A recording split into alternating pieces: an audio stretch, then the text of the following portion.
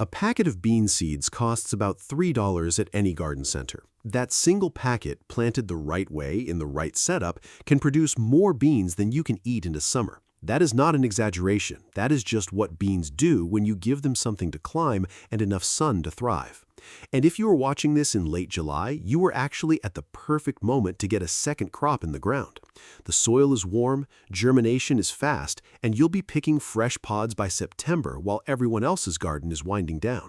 Here's what most people do not realize. You do not need a raised bed, a sprawling vegetable plot, or even a patch of dirt in the ground. A deep container, a simple bean trellis, and a few feet of vertical space is all it takes.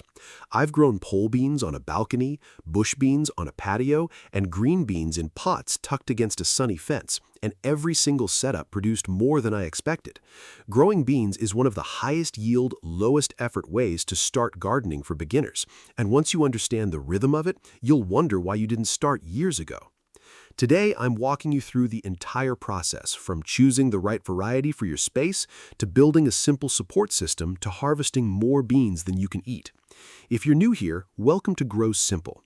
This is where we turn small spaces into big harvests using practical gardening tips that actually work. Hit subscribe if that sounds like the kind of garden you want. Let's get into the first thing you need to know. The variety you choose determines everything that follows, and this is where a lot of first-time bean growers make a mistake they don't even realize is a mistake until it's too late. If you're working with containers or a small raised bed, bush beans are your best friend. Varieties like Provider, Contender, and Maxibel stay compact, usually topping out around 18 inches, and they produce a heavy flush of pods all at once. That concentrated harvest window makes them perfect for succession planting, where you start a new batch every 2 to 3 weeks to keep the harvest coming steadily through the season. Royal Burgundy is another excellent bush bean that produces stunning purple pods that turn green when you cook them, and the plants are compact enough to tuck into any small space. If you have vertical space, a fence, a sunny wall, or even a balcony railing, pole beans are the way to go. Kentucky Wonder and Blue Lake are classics for a reason. They're reliable, heavy producing, and their pods are tender and sweet. For something a little different, Vortex beans are longer and stay stringless even when they get large, and Scarlet Runner beans give you beautiful red flowers that attract pollinators while still producing edible pods. For growing pole beans in containers, choose a pot that's at least 12 inches deep and wide, enough to support a sturdy trellis. The variety you choose will shape your entire setup, so pick one that matches the space you actually have, not the space you wish you had. Once you have your seeds, the soil is where the magic happens. Beans are not heavy feeders the way tomatoes or squash are, but they do need loose, well-draining soil that allows their roots to spread quickly and access moisture without getting waterlogged. If you're growing beans in pots, use a high-quality potting mix rather than garden soil, which compacts in containers and suffocates the roots. Add a handful of compost to the mix for a gentle nutrient boost, but skip the high nitrogen fertilizers. Beans are legumes, and they form a partnership with bacteria in the soil that pulls nitrogen from the air. Give them too much nitrogen, and you'll get enormous, beautiful leaves and almost no beans. It's one of the most common mistakes in growing beans, and it's so easy to avoid. The soil should be moist but never soggy. Water deeply after planting, then keep the soil evenly damp until the seeds germinate. Beans rot quickly in cold, wet soil, so wait until the soil has warmed to at least 60 degrees before you sow. In late July, this is not a concern.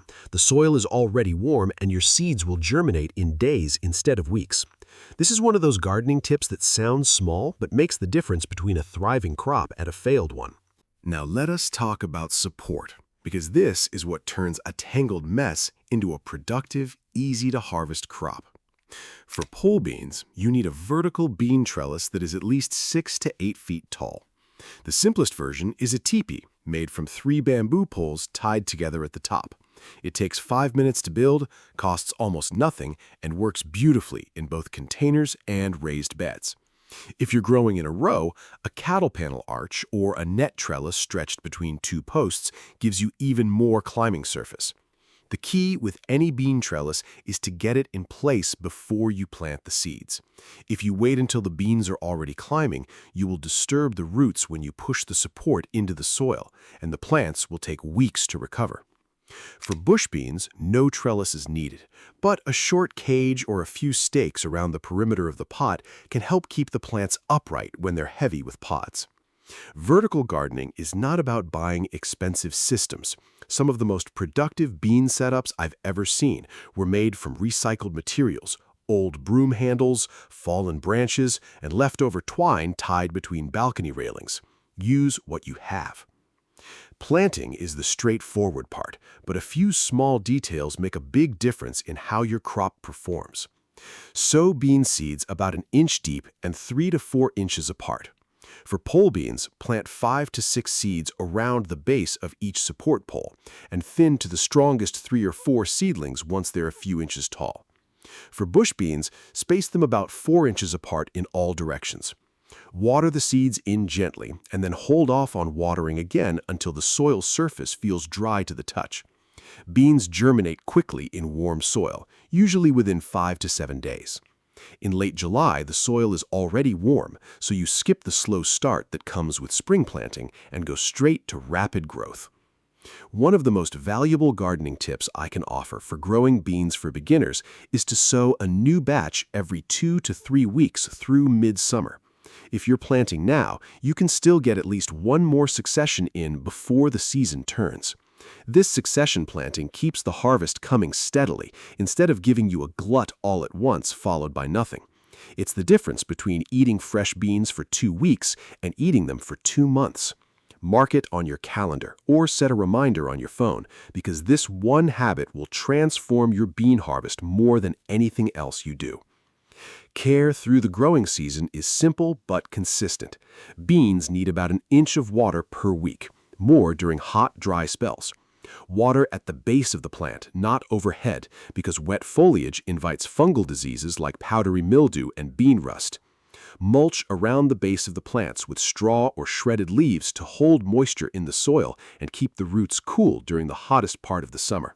For pole beans, gently guide the young tendrils toward the trellis if they seem lost, but once they latch on, let them be. They know what they are doing. Beans are relatively pest-free, but keep an eye out for aphids and bean beetles. A strong spray of water from the hose knocks aphids off the leaves, and hand-picking beetles into a bucket of soapy water keeps them under control without any chemicals. For organic gardening, beans are one of the easiest crops to grow without intervention. They are resilient, fast-growing, and rarely need more than water and sunlight to thrive.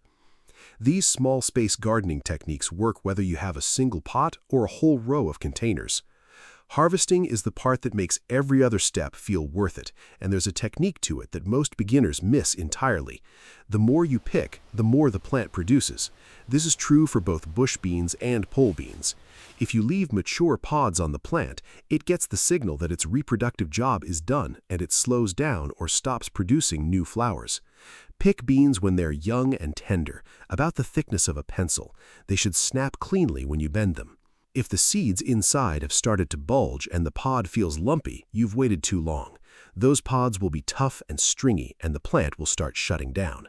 Check your plants every 2 to 3 days during peak season. Beans are experts at hiding. Look under the leaves, behind the trellis, and down near the base of the plant.